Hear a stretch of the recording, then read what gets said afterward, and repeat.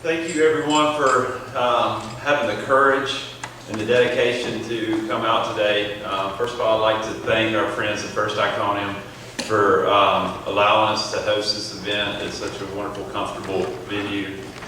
But it really humbles me and to see so many people here for such an important issue. My story started in Athens, Georgia.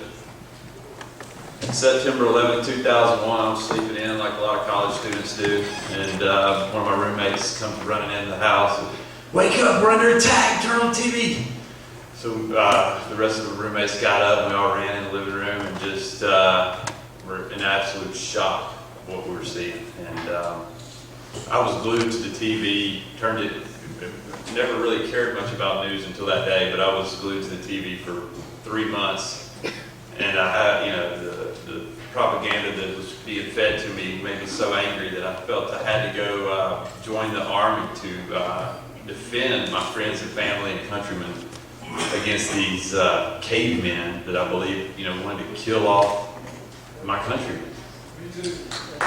And so I went down to Griffin, my hometown, that December, just a couple months after the attacks, and went to talk to the Army recruiter and went ahead and made a decision to enlist in the U.S. Army.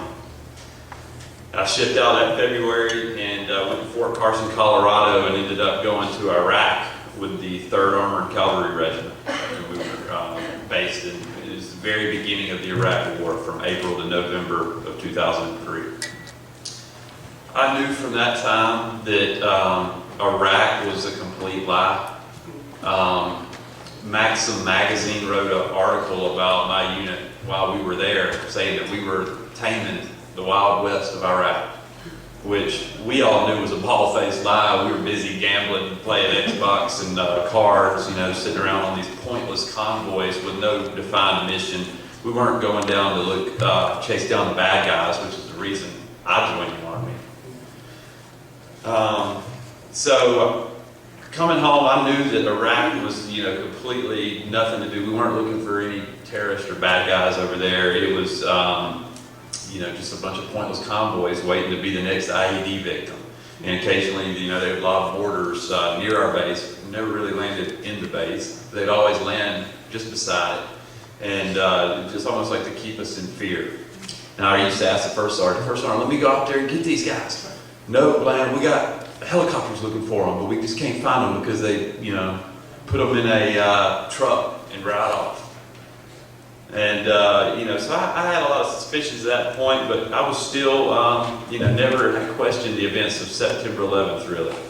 And fall of 2008, during the bailout announcement, it really hit me in the gut. Like, it went against my internal conscience.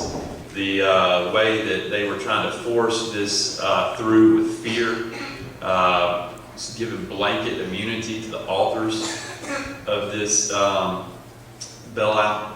And I knew that if they were creating $750 billion out of thin air, that was going to create some massive inflation. And I took a few economics classes at Georgia, but it had been a while, so I decided to get on the internet and start researching inflation. And I'd always thought about it as prices just going up on stuff. But when I started digging into it, I realized that it wasn't prices going up. Things still cost the same. The same amount of labor goes into making a tomato today as it did 100 years ago. But really, it's the value of our money going down when they just create and print money out of thin air. And so the people that get the money first have the biggest benefit because they get it at today's value, and then it trickles down, and it's devastating to the lower income folks, the elderly, and people on a fixed income. Us. We're the lower income. But my investigation into the bailout quickly led me into evidence that I saw for the first time about 9/11, and I couldn't believe that I was finding this through my own internet research. Stuff that had been kind of on the news, but had been buried and never talked about again.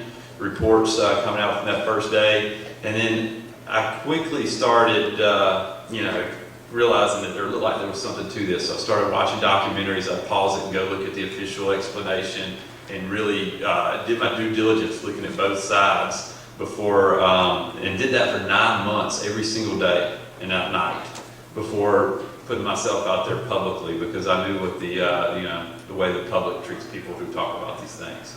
But though I was only involved in one direct firefight in Iraq in the whole 8 months I was there.